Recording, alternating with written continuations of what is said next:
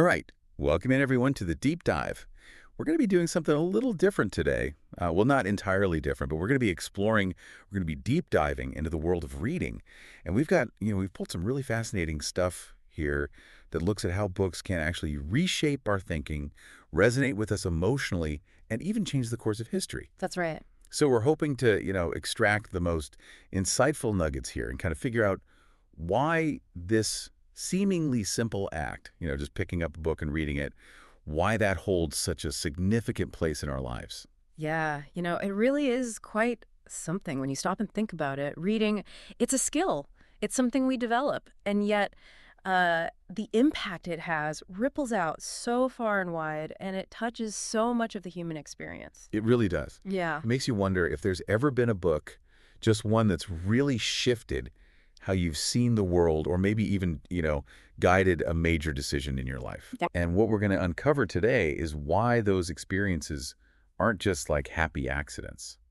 There's actually some hard wiring behind them. Yeah, those moments when you feel a really strong connection with a book often signal a powerful interplay between our cognitive abilities and our emotional understanding. It's really fascinating. Okay, so let's dive right in. Let's get into the nitty-gritty of the science behind all this. And it's not just about taking in information.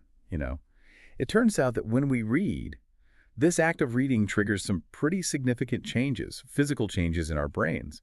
So neuroscientists have actually been delving into this, and what they've discovered is that reading kind of lights up the brain, activates the brain in a way that's different from when we're just passively consuming media, like, watching television or even, listening to this right now. It's true. And what's especially intriguing is that our brains aren't just sitting back and taking it all in. They're actively working. We're decoding language. We're creating those mental pictures, those scenes that the author describes, and then we're connecting all the dots, following the threads of the story. It's a lot going on. It's a complete workout for different parts of the brain. Yeah. And this mental exercise, it actually does produce some pretty tangible benefits. I mean, we're talking about real improvements to memory. Think about it. You're holding a complex plot and all those characters in your mind. Right. You're sharpening your focus as you're blocking out distractions to stay immersed in the story. You're strengthening your analytical skills, as you're interpreting information and making connections. It almost seems like, if someone really wanted to sharpen their mental toolkit, they should just crack open a book, seriously. Oh, absolutely. I mean, just think about it. When you follow a character through a whole novel, you remember their past and you start to anticipate what they might do next. That's your memory in action. Right. It's actively working. And when you run into a complex argument or a really nuanced description, You have to really kind of pull it apart. your brain's really flexing those analytical muscles. Yeah. And then in this world where our attention is pulled in so many directions, So many things are competing for it. exactly, being able to focus the way you do when you're reading, that's a valuable skill. That's huge. Yeah, totally. And it's not just about these higher level cognitive functions either. The more you read, the more words you pick up. It's like your vocabulary just naturally expands. It's almost like osmosis. It really is. And a richer vocabulary, it's not just about sounding smart. It actually makes you better at expressing yourself, at getting your own thoughts and ideas across in a clear and effective way. That's a great point, because language, it's how we think, it's how we communicate. So the more words and different ways of putting sentences together that you come across, it's like you're gaining more tools, tools to build your thoughts with, to really get into the nitty-gritty of what other people are saying. Totally. It gives your mind more flexibility. This is really fascinating to me because research actually shows that reading fiction, just getting lost in a story, can actually make us more empathetic. When we connect with characters, when we kind of feel what they're going through, it activates these areas of the brain that are all about social cognition. Right. It's about understanding and relating to other people. So in a way, reading stories can actually help us become more tuned in to what others are thinking and feeling. It's almost like practicing empathy. Yeah, it's incredible. It's as if by stepping into the shoes of these fictional characters, we're almost living their experiences, understanding their motivations, feeling their emotions. Right.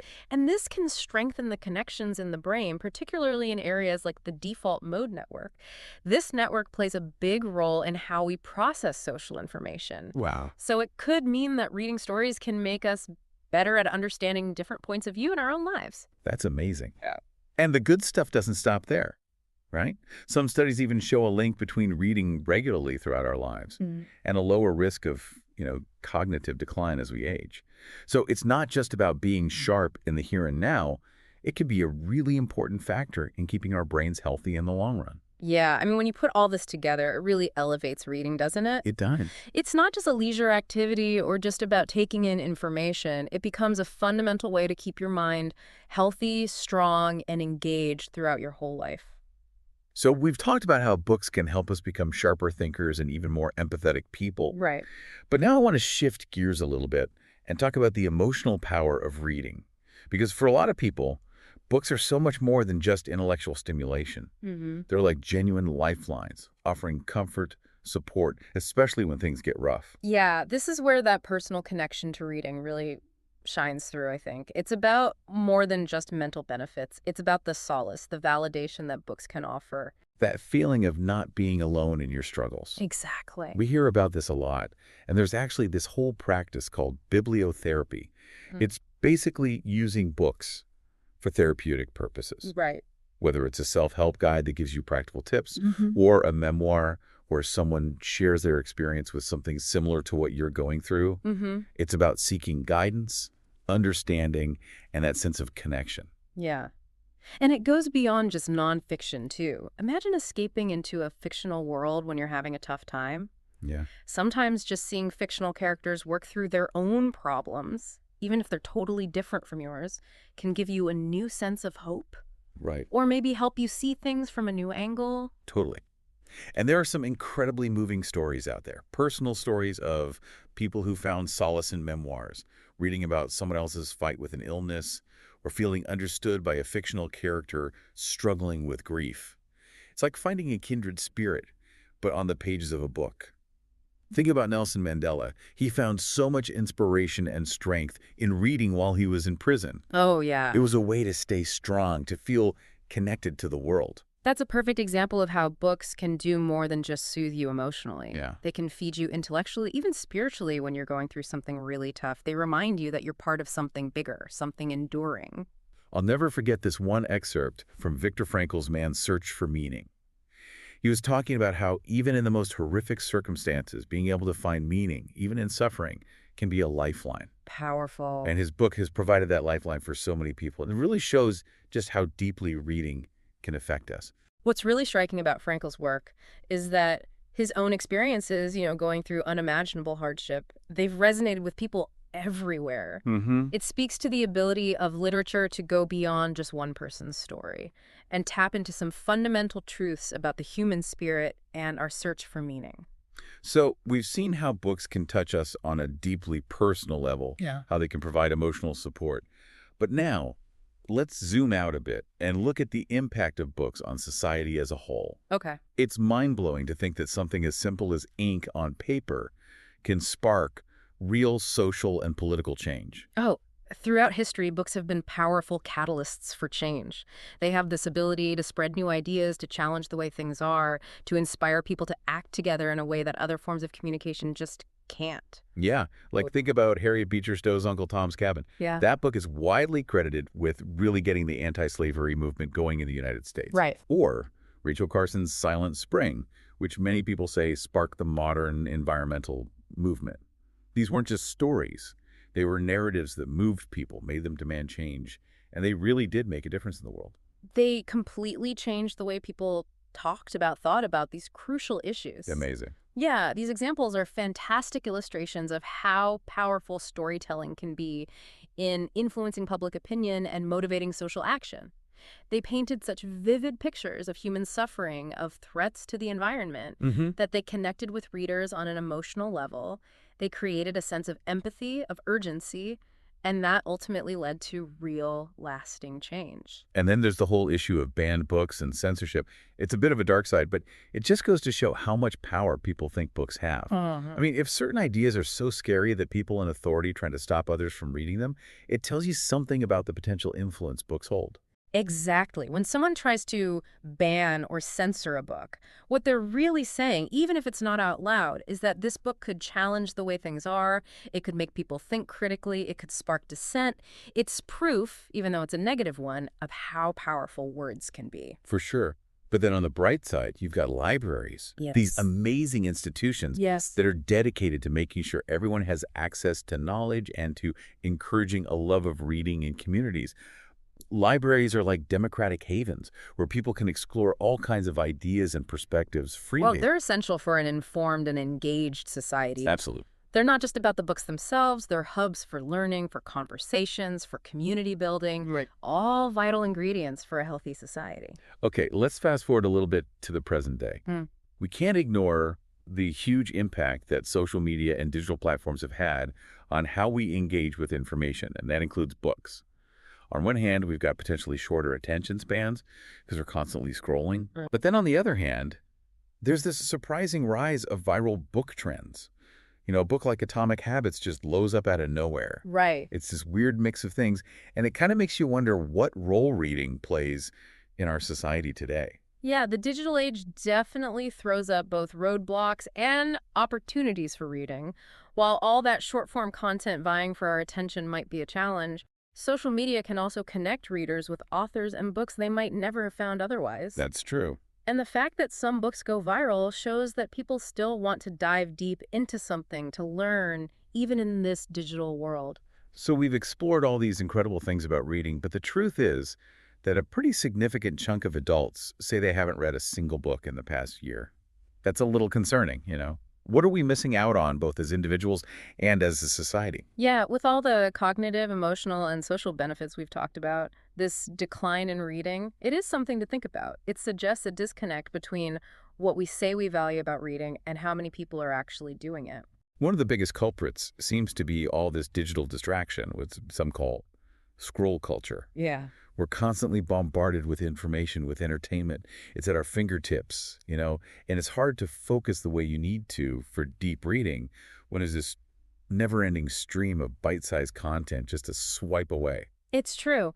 All this stimulation can make it tougher to settle into the slower, more immersive world of a book. Our brains get used to that instant gratification, that novelty of digital feeds, and then concentrating on a book for a longer period of time can feel like a chore.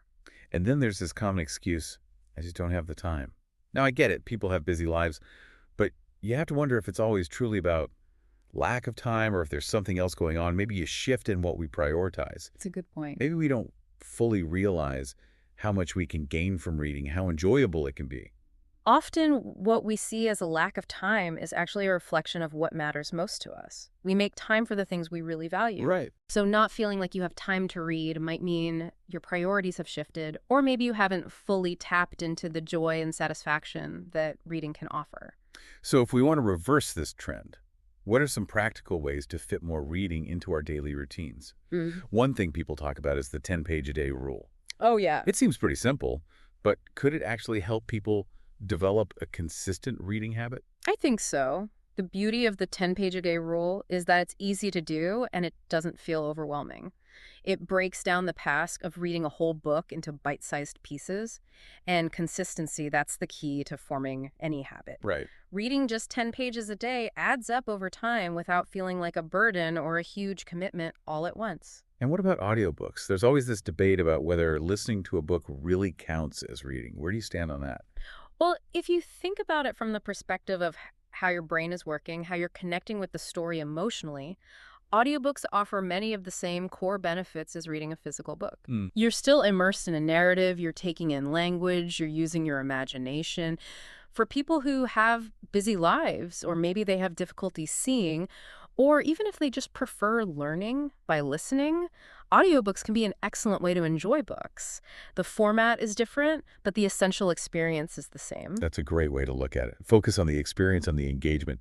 And lastly, I think a lot of people who want to read more just get stuck at the starting line. They just don't know where to begin. What about the advice to find your genre? Oh, that's crucial. Does it really matter what genre it is? Yeah. Whether it's romance, sci-fi, nonfiction, as long as it grabs your attention?